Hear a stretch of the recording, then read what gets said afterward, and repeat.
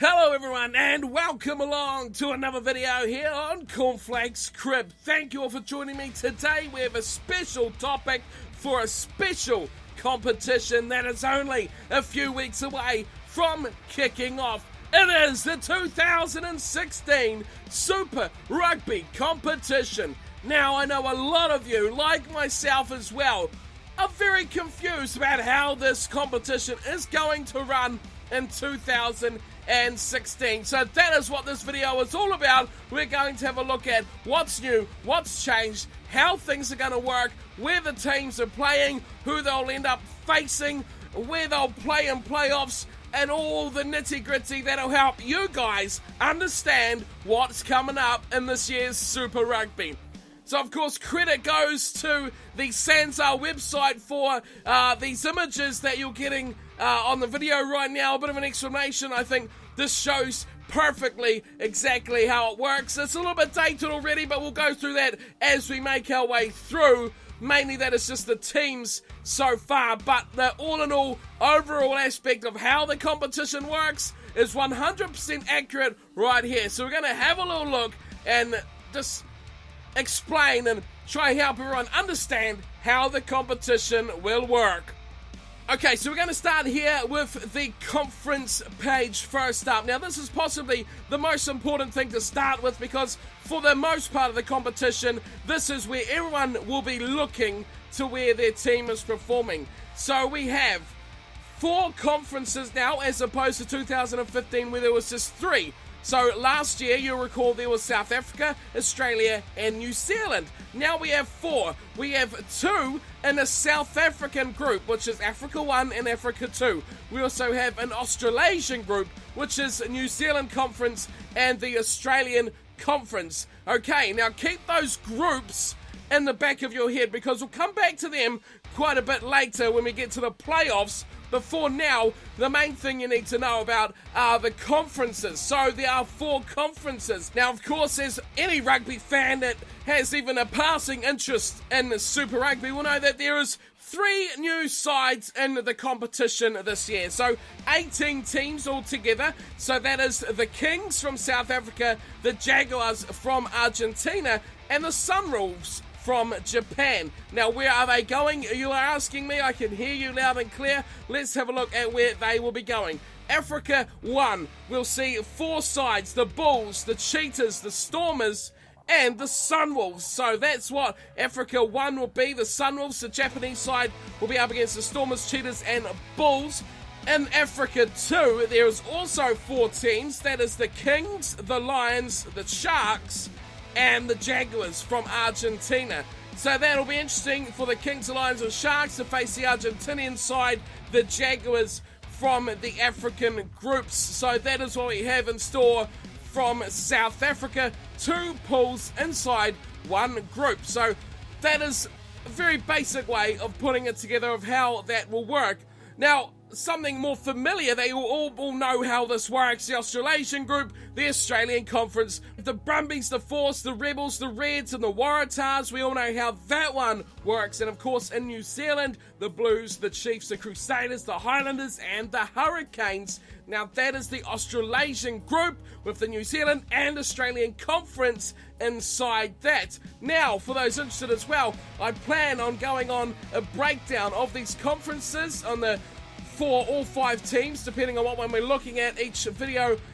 Breakdown of the teams, the new signings, the players they've lost over the off-season, and my thoughts on how they will go throughout 2016. You can expect to see those coming soon as well. We'll have a look at each conference, all 4 of them, through this preview of Super Rugby. But first, today, we're just having a look at how this competition actually works. So there are your 4 conferences: the African groups and the Australasian group, 2 South African conferences, 1 Australia, 1 New Zealand. Now keep in mind how these 2 are separated here between the South African group and the Australasian group, because that becomes important very much at the end of pool play.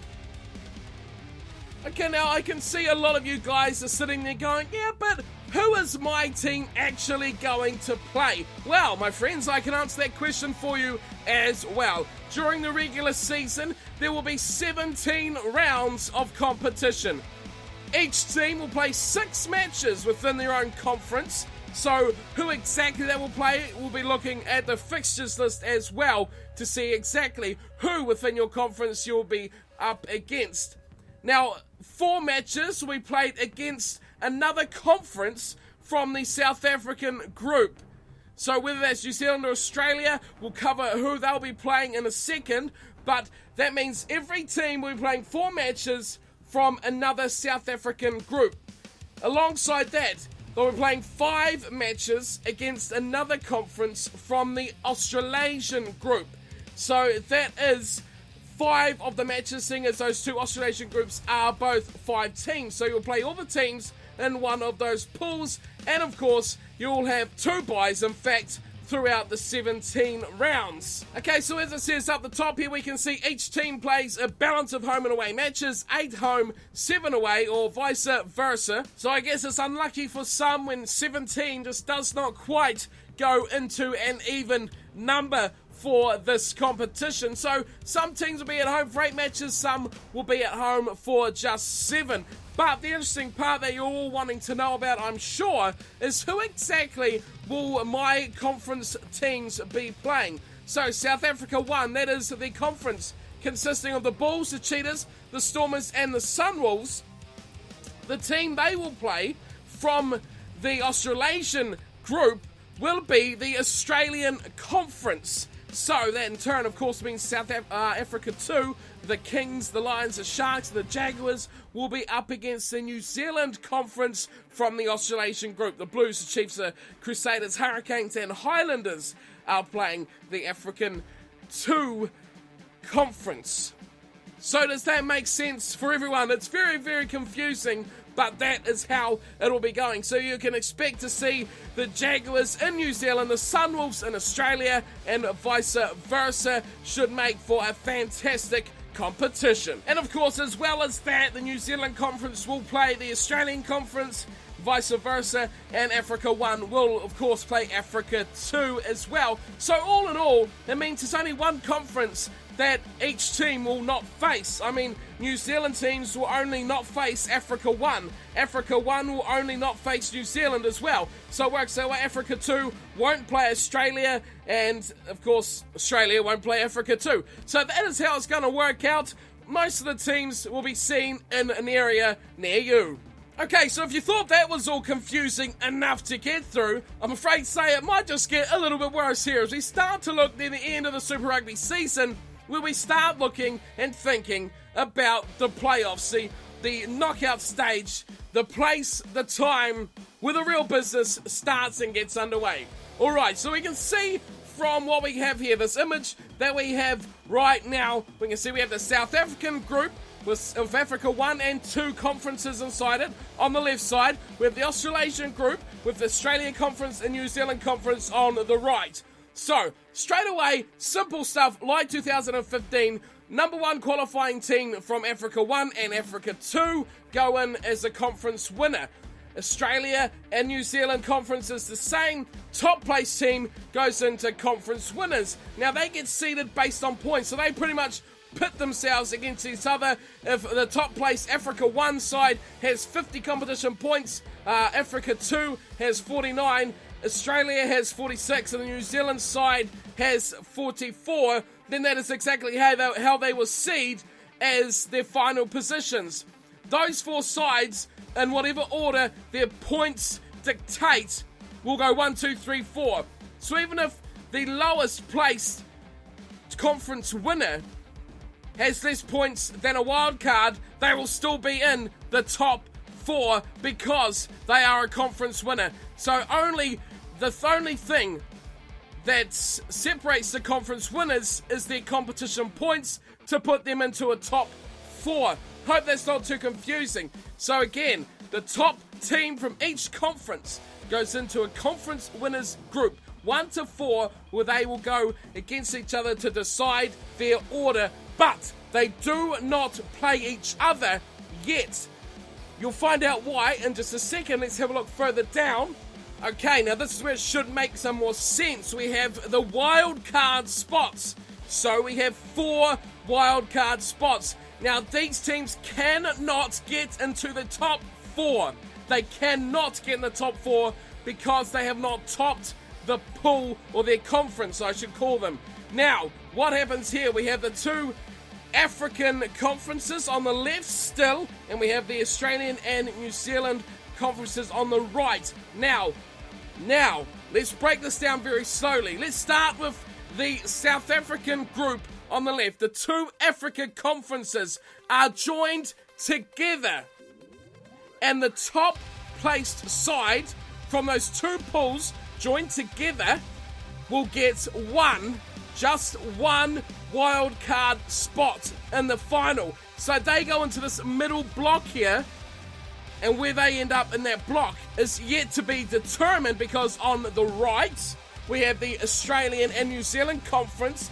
That's the Australasian group merging together. Australia and New Zealand together were the top 3. That's right, the top 3 sides from the New Zealand and Australian conference merged together will make their way into the wild card final positions. Okay, so that gives us 4 more teams, and just like the top 4, they will be ordered based on points they have got.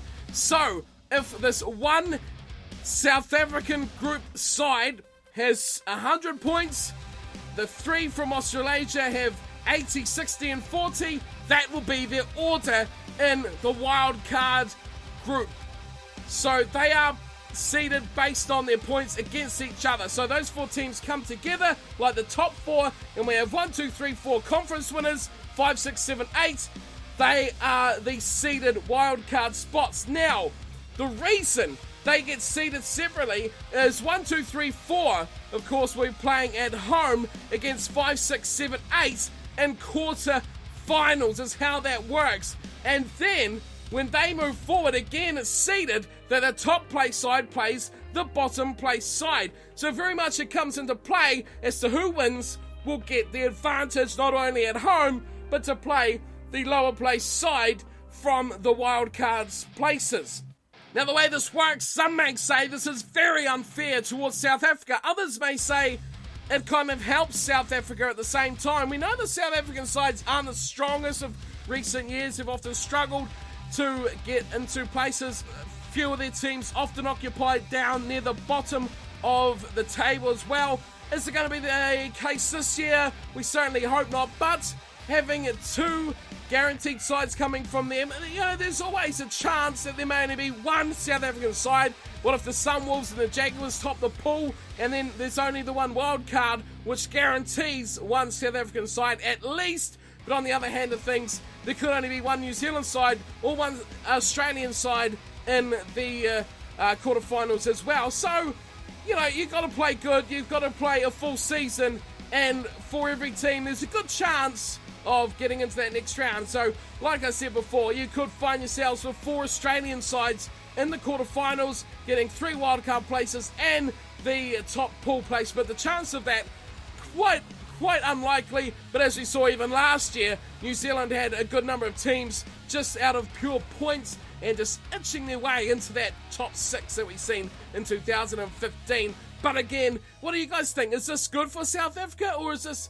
a little bit of the cutback on what the South Africans could offer the competition in 2016?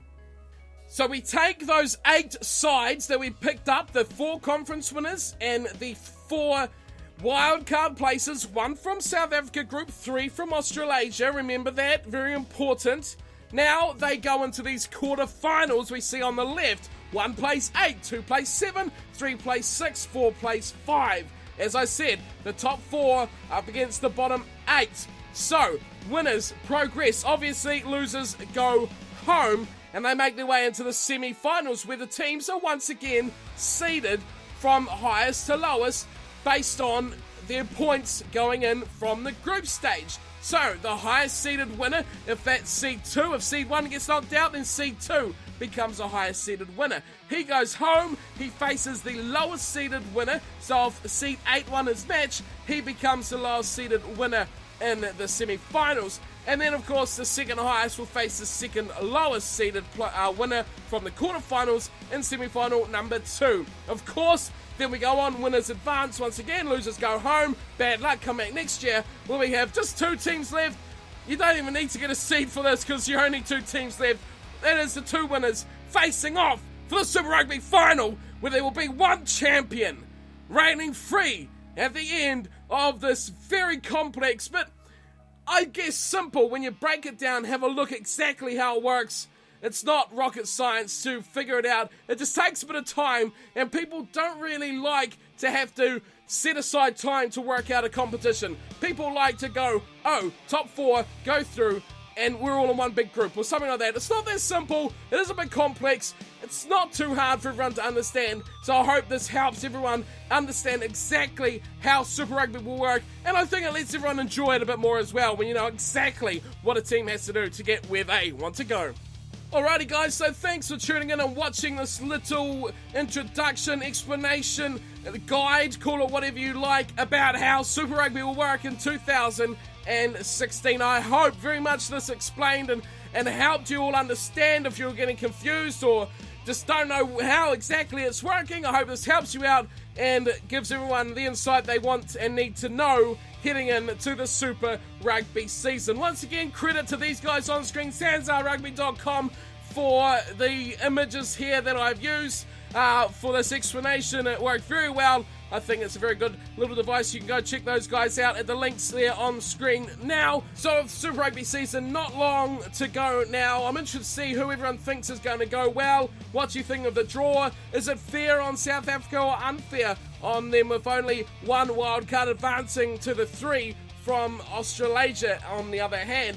Let me know your thoughts on the competition, if you think it's good or bad as well. And like always, I'll see you very soon for some more rugby content and sporting content coming your way. Of course, we'll have the team breakdown from each conference as well. Have a look at which conference is going to be the strongest, which I think is going to top each conference, who I think will go through all the way to the end with each conference breaking down one at a time, and we'll go and have a look at those sides, so keep an eye out for those coming up very soon as well. But for now, thanks for tuning and watching. Hope this helps you all out. Leave any questions you may have in the comments below, and of course, thanks to these guys for these awesome images as well. But until next time, thanks for watching and take care.